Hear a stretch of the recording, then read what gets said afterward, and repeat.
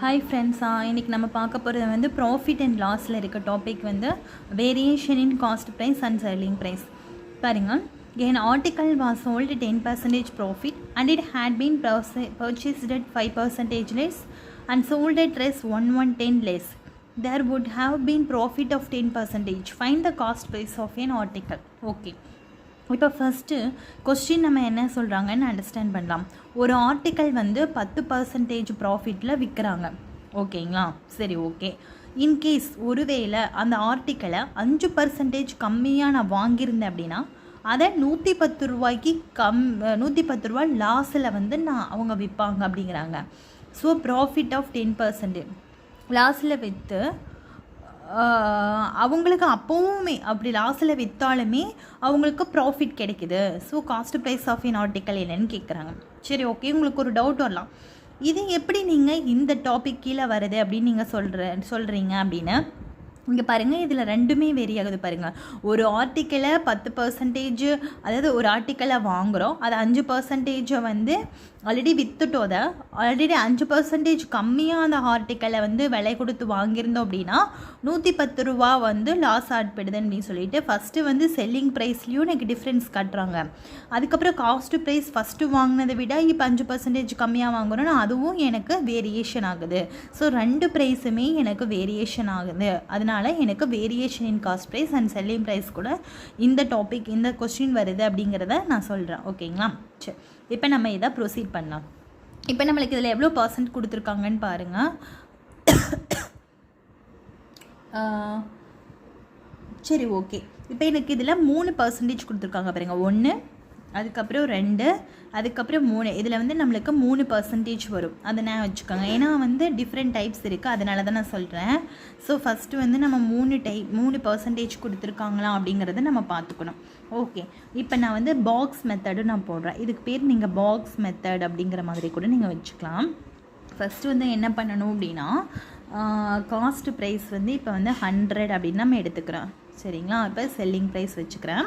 எனக்கு first article was sold at 10% profit. இப்போ cost price 100, அதில் 10% ப்ராஃபிட்டை விற்று அப்படின்னா எனக்கு என்ன வரும்? 110. If it been purchased at 5% less. அப்போது இதுவே ஒருவேளை நான் 5% வந்து இதை வந்து நான் கம்மியாக, தட் இஸ் பர்ச்சேஸ் பண்ணியிருந்தேன், அப்போ 100ல் 5% எனக்கு போச்சுன்னா எவ்வளோ வரும்? மீதி 95, ஓகேங்களா? இதுவே 100ல் 5% கம்மியாக நான் பர்ச்சேஸ் பண்ணியிருந்தேன், தட் இஸ் 5% கம்மியாக வாங்கியிருந்தேன் அப்படின்னா அதை வந்து 110 ரூபாய்க்கு லாஸில் விற்றுருப்பேன் அப்படின்னு சொல்கிறாங்க. சரி, okay. There would have been profit of 10%. அதாவது இந்த 110 ரூபாய் விட்டுருங்க. அப்படி நான் அந்த ஆர்டிக்கலை 5% கம்மி பண்ணி 95 ரூபாய்க்கு, 100 ரூபாய்க்கு இருந்ததை 95 ரூபாய்க்கு வாங்கியிருந்தாலும் கூட எனக்கு 10% ப்ராஃபிட் கிடச்சிருக்கு, விற்கும்போது ப்ராஃபிட் கிடச்சிருக்கு அப்படின்னு இருக்காங்க. அப்போ திரும்பி எனக்கு 10% ப்ராஃபிட் கிடச்சிருக்கு. அப்போ 95ல் 10% எவ்வளோன்னு பாருங்கள். 10னா அதில் வந்து ப்ராஃபிட் தானே, ஸோ 100 கூட ஆட் பண்ணிக்கோங்க. அப்போது என்ன வரும்னு பார்த்தீங்கன்னா, எனக்கு இதை மல்டிபிள் பண்ணிங்கன்னா 104.5 வரும். ஓகே, அதாவது இந்த 110 அப்படிங்கிறது என்ன அப்படின்னா, ஒரு ஆர்டிக்கலை 100 ரூபா, இப்போ 100 ரூபா நம்ம ஒரு ஆர்டிக்கலை 100 ரூபா கொடுத்து வாங்கி அதை 10% ப்ராஃபிட் வச்சு விற்ற விலைக்கும், அதே ஆர்டிக்கலை 5% கம்மியாக பண்ணி 95 ரூபாய்க்கு வாங்கி 10% ப்ராஃபிட்டை வச்சு விற்ற விலைக்கும் உள்ள டிஃப்ரென்ஸ் தான் வந்து 110 ரூபா அப்படின்னு கொடுத்துருக்காங்க. அப்போ இதோடைய டிஃப்ரென்ஸ் தான் எனக்கு 110. அப்போ இதோடைய டிஃப்ரென்ஸ் எனக்கு என்னதுன்னு பார்த்தீங்கன்னா 5.5, ஓகேங்களா? ஸோ இந்த 5.5 தான் எனக்கு 110. அப்போ ஒன்று என்ன வரும்னு பார்த்தீங்கன்னா 110 டிவைடட் பை 5.5 வகுத்தீங்கன்னா எனக்கு 20 வரும். இப்போ அவங்க என்ன கேட்டிருக்காங்க? எனக்கு cost price of in article தான் கேட்டிருக்காங்க. ஸோ ஃபஸ்ட்டு இருக்க காஸ்ட் ப்ரைஸ் தான். அவங்க வந்து நியூ காஸ்ட் ப்ரைஸா இல்லை ஓல்டு காஸ்ட் ப்ரைஸான்னு கேட்கல. ஓல்டு காஸ்ட் ப்ரைஸ்னால் இதே, நியூ காஸ்ட் ப்ரைஸ்னால் இதே. ரெண்டுமே எதில் மென்ஷன் பண்ணலை அப்படின்னா நீங்கள் ஓல்டு காஸ்ட் ப்ரைஸை எடுத்துக்கணும். அப்போ எனக்கு 100 வந்து பார்த்திங்கன்னா எனக்கு 2000, ஓகேங்களா? ஓகே, உங்களுக்கு இந்த 110ங்கிறது என்னென்னா, ஒரு ஆர்டிக்கிளை 100 ரூபா கொடுத்து 110 ரூபாய்க்கு விற்றதுக்கும், அதே ஆர்டிக்கிளை 95 ரூபாய்க்கு வாங்கி 104.5 ரூபாய்க்கு விற்றதுக்கும் ரெண்டுத்துக்கும் உள்ள டிஃப்ரென்ஸ் தான் எனக்கு என்னதுன்னு பார்த்தீங்கன்னா 110 ரூபா அப்படிங்கிறது தான் இங்கே மென்ஷன் பண்ணுறோம். ஓகேங்களா? ஓகே ஓகே ஃப்ரெண்ட்ஸ், இந்த சம் வந்து உங்களுக்கு குழப்புற மாதிரி இருக்கலாம். பட் வந்து இன்னொரு டைம் பார்த்தீங்க அப்படின்னா உங்களுக்கு கண்டிப்பாக புரியும். சரிங்களா? நெக்ஸ்ட்டு சம் பார்க்கும்போது உங்களுக்கு கொஞ்சம் பெட்டராக அண்டர்ஸ்டாண்ட் ஆகும்னு வச்சுக்கோங்களேன். ஓகேங்களா? சரி, நெக்ஸ்ட் சம் பார்க்கலாம். ஓகே, இப்போ இந்த கொஸ்டின் பாருங்கள். an article was sold at 10% profit and it had been purchased at 5% more and sold at rest 6 more. There would have been profit of 10%. Find the cost price of an article. Okay, இப்போ வந்து பார்த்திங்க அப்படின்னா இதுவும் அதே மாதிரி தான். சரிங்களா? Proceed பண்ணலாமா? இப்போ அதே மாதிரி 3% இருக்கான்னு பாருங்கள். 1 2 3. எனக்கு 3% கொடுத்துருக்காங்க. அப்புறம் வந்து ஒரு வேல்யூ இருக்குது. சரிங்களா? 3% அப்புறம் ஒரு வேல்யூ இருந்தால் இந்த பாக்ஸ் மெத்தடு போடலாம். ஓகேங்களா? சரி, இப்போ வந்து காஸ்ட் ப்ரைஸ் வந்து எனக்கு 100. ஃபஸ்ட்டு வந்து article was sold 10% profit. 10% profit அப்போ வச்சு சேல் பண்ணுறாங்க. அப்போ 100ல் 10% எவ்வளோன்னு பார்த்தீங்கன்னா 110. அடுத்தது, இப்போ ஒருவேளை அந்த ஆர்டிக்கலை 5% அதிகமாக வாங்கியிருந்தான். அப்போ 100ல் 5% அதிகமாக கொடுத்து வாங்குகிறேன். 5% மோராக வாங்குகிறேன். மோர்னா அதிகம். அப்போ 100ல் 5% அதிகம்னா எனக்கு எவ்வளோ? 105 வாங்குகிறேன் அப்படின்னா அப்போவும் எனக்கு ப்ராஃபிட் கிடைக்குது. ப்ராஃபிட் வச்சு விற்கும் போது எனக்கு ப்ராஃபிட் கிடைக்குது. எவ்வளோன்னு பார்த்தீங்கன்னா 10% ப்ராஃபிட் கிடைக்குது. அப்போ 105ல் 10% எவ்வளோன்னு கண்டுபிடிங்க. ஸோ 105ல் 10%ங்கிறது எனக்கு ப்ராஃபிட் இல்லைங்களா? ஸோ 110 டிவைடட் பை 100 இது பண்ணிங்கன்னா எனக்கு வந்து 111.5ன்னு வரும். ஓகேங்களா? சரி, இப்போ இது ரெண்டுத்துக்கும் டிஃப்ரென்ஸ் எடுங்க. ஸோ இது ரெண்டுக்கும் டிஃப்ரென்ஸ் எடுத்தால் 0.5. ஸோ இந்த 0.5 தான் எனக்கு 6 rupees. ஓகேங்களா? ஸோ இப்போ எனக்கு 0.5 தான் 6 rupeesனால் 1 rupee எவ்வளோன்னு பாருங்கள். ஒரு பார்ட் எவ்வளோன்னு பாருங்கள். 6 டிவைடட் பை 0.5. பாயிண்ட்டை கேன்சல் பண்ணுறதுக்காக மேலேயும் கீழேயும் 10ஆல் பெருக்கிக்கிறேன். ஸோ எனக்கு வந்து எவ்வளோ வருதுன்னு பார்த்தீங்கன்னா 60/5 அப்படிங்கிற மாதிரி வருது. சரிங்களா? ஓகே, இப்போ எனக்கு cost price of the article தான் கேட்டிருக்காங்க. ஸோ 100 பார்ட் வேணும். ஸோ 60/5 × 100. ஸோ 25 100 0 0 6 2 12. ஸோ 1200 தான் எனக்கு வந்து காஸ்ட் ப்ரைஸ். ஓகேங்களா? ஓகே, 6 டிவைடட் பை 0.5 வரும். இந்த 0.5 ரிமூவ் பண்ணுறதுக்காக நான் 10ஆல் மேலே கீழே மல்டிபிள் பண்ணி போட்டிருக்கேன். ஓகேங்களா? ஓகே ஃப்ரெண்ட்ஸ், இது வந்து எனக்கு இந்த பாக்ஸ் மெத்தட் எப்போ யூஸ் ஆகும்னு சொன்னால் 3% வேல்யூவும் ஒரு நம்பர் வேல்யூவும் கொடுத்தோம். ஓகேங்களா? சரி, இதுவே வந்து நெக்ஸ்ட் டைப் வந்து கொஞ்சம் டிஃப்ரெண்ட்டாக பார்ப்போம். அப்போ உங்களுக்கு கொஞ்சம் புரியும். சரிங்களா? ஓகே, இப்போ நெக்ஸ்ட் கொஸ்டின் பாருங்கள். an article sold at 25% profit had it purchased at rest 20 less and sold at rest 20 less more. There would have been profit of 5% more. Find the cost price of an article. Okay, இப்போ இதில் box method வராது. எப்படி சொல்கிறேன்னா எனக்கு மொத்தம் 3% value வரணும் இல்லைங்களா? So எனக்கு மொத்தம் 2% வேல்யூ தான் வருது. அப்போ வந்து பார்த்திங்கன்னா இது வந்து நான் வந்து பாக்ஸ் மெத்தடு வந்து யூஸ் பண்ண முடியாது. அப்போது இதுக்கு நான் எந்த மாதிரி போடுவேன் அப்படிங்கிறத வந்து நான் சொல்கிறேன் பாருங்கள். ஃபஸ்ட்டு வந்து எனக்கு ப்ராஃபிட் பர்சன்டேஜ் வந்து எனக்கு 25%ன்னு ஃபஸ்ட்டு கொடுத்துருக்காங்க. அப்போ 25 டிவைடட் பை 100 எனக்கு என்ன வரும்னு பார்த்திங்கன்னா 1/4. ஓகேங்களா? ஸோ 1/4 வரும். இது வந்து ப்ராஃபிட் பர்சன்டேஜோட ஃபார்முலா என்னென்னா profit divided by cost price தான் இதோட formula. So profit divided by cost price. அதுக்கப்புறம் நெக்ஸ்ட்டு வேறு என்ன பர்சன்டேஜ் கொடுத்துருக்காங்கன்னா 5%. இங்கே பாருங்கள், இந்த இடத்துல நீங்கள் ஒரு பாயிண்ட் நோட் பண்ணணும். அடுத்த பர்சன்டேஜில் ப்ராஃபிட் ஆஃப் 5% மோர் அப்படின்னு கொடுத்துருக்காங்களா? அப்படின்னா என்ன மீனிங்னா ஃபஸ்ட்டு கிடைச்ச ப்ராஃபிட்டை விட 5% அதிகம் அப்படிங்கிற மீனிங். அப்போ நான் என்ன பண்ணணும், ஃபஸ்ட்டு கிடைச்ச ப்ராஃபிட் கூட இந்த 5% ஆட் பண்ணி தான் 30%ன்னு போட்டுட்டு 30 divided by 100 which is equal to 3/10. அதாவது ப்ராஃபிட் காஸ்ட் ப்ரைஸ்ன்னு போடணும்.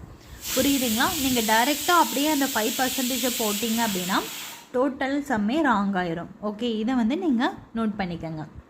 ஓகே, அடுத்தது நம்ம ரேஷியோ மெத்தடில் வந்து போடலாம். காஸ்ட் ப்ரைஸ், இது செல்லிங் ப்ரைஸ் மாதிரி வச்சுக்கோங்க. இதில் காஸ்ட் ப்ரைஸ் ஃபஸ்ட் ஒன் என்னது 4, செகண்ட் ஒன்னுக்கு வந்து 10. ஸோ செல்லிங் ப்ரைஸ் என்னது அப்படின்னா ப்ராஃபிட் ப்ளஸ் காஸ்ட் ப்ரைஸ். ஓகேங்களா? ஃபார்முலா.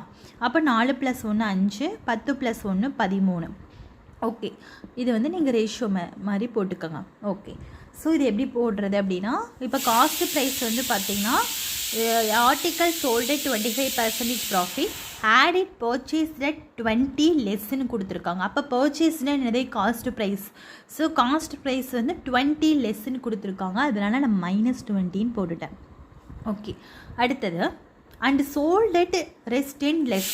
அப்போ விற்றது 10 ரூபா கம்மியாக விற்றா அப்படிங்கிறாங்க. ஸோ விற்றது வந்து 10 ரூபா கம்மி. ஸோ மைனஸ் லெஸ்ஸுங்கிறதுனால நான் மைனஸ் போட்டிருக்கேன். சரிங்களா, இப்போ நான் போட்டுட்டேன். இப்போ இதில் இருந்து எப்படி ஆன்சர் கண்டுபிடிக்கிறது அப்படிங்கிறத பார்க்கலாம். ஓகே, இப்போ வந்து என்ன பண்ணுறீங்க அப்படின்னா இந்த 4ஐயும் 13ஐயும் மல்டிபிள் பண்ணுங்கள். ஸோ 13 எத்தனை அப்படின்னா, அதாவது இது 4 × 13 52 மைனஸ் போட்டுக்கோங்க. மைனஸ் ஆஃப் அதுக்கப்புறம் வந்து பார்த்திங்கன்னா 5 × 10 ஆர் 10 × 5 2 ஒன்று தானே. ஸோ 5 × 10 50.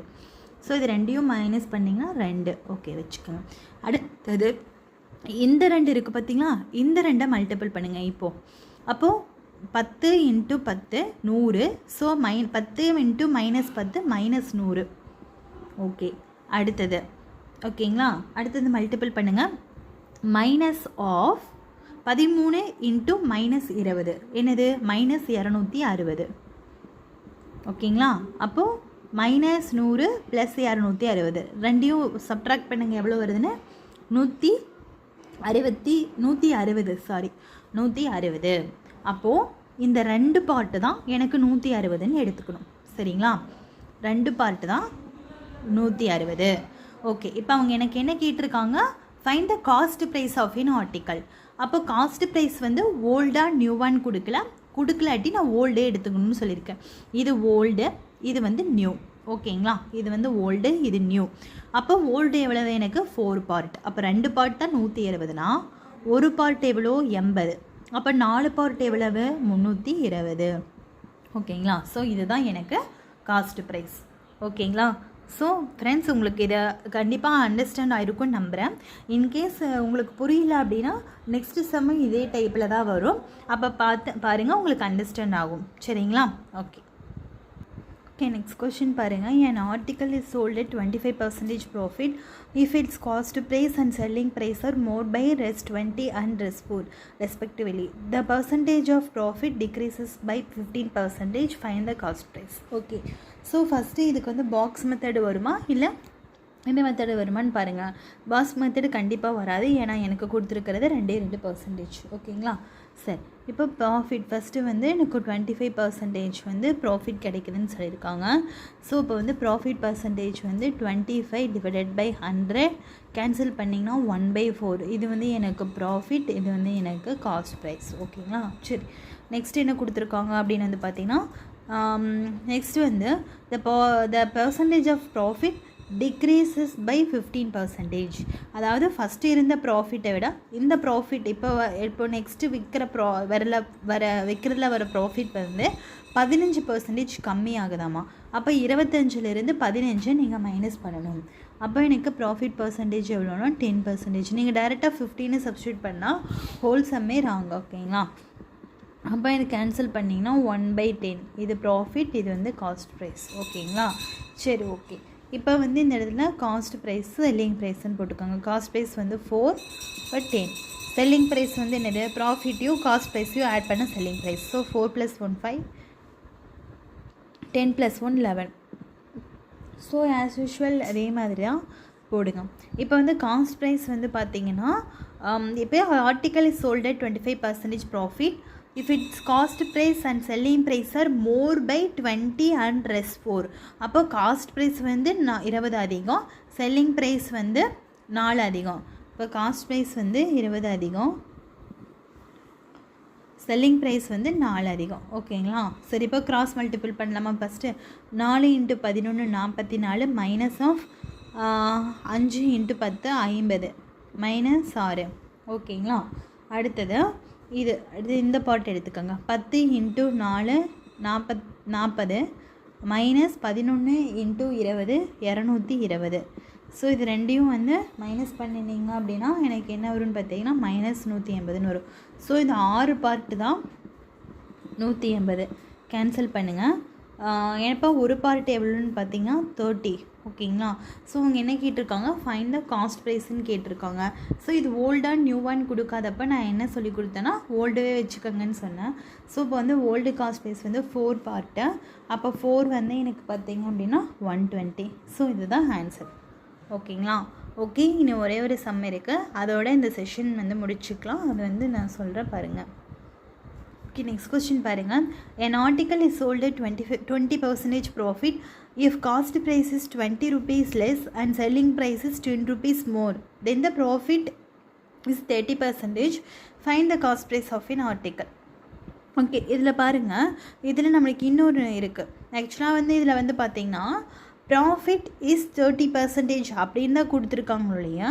30% வந்து மோரா இல்லை லெஸ்ஸா அப்படிங்கிற போன சம்மில் கொடுத்துருக்கிற மாதிரி நம்மளுக்கு கொடுக்கல.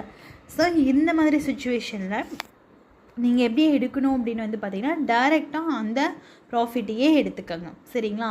இப்போ ஃபஸ்ட்டு ப்ராஃபிட் பர்சன்டேஜ் வந்து எனக்கு 20%. இப்போ 20/100 வந்து பார்த்திங்கன்னா எனக்கு வந்து 1/5. ஓகேங்களா. இது ப்ராஃபிட், இது வந்து காஸ்ட் ப்ரைஸு. இது வந்து நான் profit is 30% more or less அப்படின்னு கொடுக்கவே இல்லை. இது வந்து selling price is 10 rupees more then the profit இஸ்ன்னு தான் கொடுத்துருக்காங்க இல்லையா. இந்த மோர் வந்து ஓகே இது ப்ராஃபிட் மோர் தான் அப்படின்னு நினச்சிக்கக்கூடாது. ஓகேங்களா. ப்ராஃபிட்டுக்கு அப்புறம் தான் வந்து நம்மளுக்கு மோரா லெஸ்ஸா அப்படிங்கிறத வந்து நம்மளுக்கு வந்திருக்கும். சரிங்களா. இப்போ ப்ராஃபிட்டுக்கு முன்னாடி இருக்கிறது வந்து இந்த இதுக்கு தான் போகும் இல்லையா, இந்த இதுக்கு வராது. ஸோ நம்ம வந்து 30% மட்டும்தான் எடுத்துக்கணும். சரிங்களா. ஸோ ப்ராஃபிட் வந்து 30% அப்படியே போட்டுக்கோங்க. அப்போ 30/100 பார்த்திங்கன்னா 3/10. ஓகேங்களா. இது வந்து ப்ராஃபிட், இது வந்து காஸ்ட் ப்ரைஸ். எப்படி நான் சொல்கிறேன்னா ப்ராஃபிட் பர்சன்டேஜோட ஃபார்முலா இது. ஓகே, இப்போ வந்து காஸ்ட் ப்ரைஸ் வந்து 5, அதுக்கப்புறம் 10 ரெண்டு ஆட் பண்ணுங்க, 6, 13. ஓகேங்களா. ஸோ இப்போ வந்து பார்த்திங்கன்னா காஸ்ட் ப்ரைஸஸ் 20 rupees லெஸ், அப்போ 20 rupees லெஸ். அதுக்கப்புறம் செல்லிங் ப்ரைஸஸ் 10 rupees மோர், ஸோ +10. ஓகே, இப்போ 13 5 × 13 மல்டிபிள் பண்ணிங்கன்னா எவ்வளோன்னு பார்த்தீங்கன்னா 65 -60 10 × 6 60. ஸோ -5 அது +5. இப்போ இதை 2 மல்டிபிள் பண்ணுங்கள். 10 × 10 100 -13 × 20 -260. அப்போது 100 + 260 360. அப்போ எனக்கு 5 பார்ட்டு தான் எவ்வளோன்னு பார்த்தீங்கன்னா 360. அவங்க எனக்கு என்ன கேட்டிருக்காங்க, cost price of the article கேட்டிருக்காங்க. ஸோ எனக்கு 360. அப்போ காஸ்ட் ப்ரைஸ் வந்து எனக்கு 5 பார்ட்டு, இதுவே 5 பார்ட் தான் இருக்குது. ஸோ டைரெக்டாக நம்ம எடுத்துக்கலாம், கன்வெர்ட் பண்ண தேவையில்லை. ஓகே, இதுவே அவங்களுக்கு காஸ்ட் ப்ரைஸுக்கு பதிலாக selling price of the article அப்படின்னு கேட்டிருந்தேன். Selling price of the old article அப்படின்னு கேட்டிருந்தாங்கன்னா 6 எடுத்துக்கணும். இதுவே selling price of the new ஆர்டிக்கல்னால் 13 பார்ட்டு கண்டுபிடிக்கணும். ஓகேங்களா. ஓகே, உங்களுக்கு இந்த சம்ஸ் அண்டர்ஸ்டாண்ட் ஆகிருக்குன்னு நினைக்கிறேன். ஏதாவது டவுட் இருந்தது அப்படின்னா கமெண்ட்டில் கேளுங்க. Okay, thank you.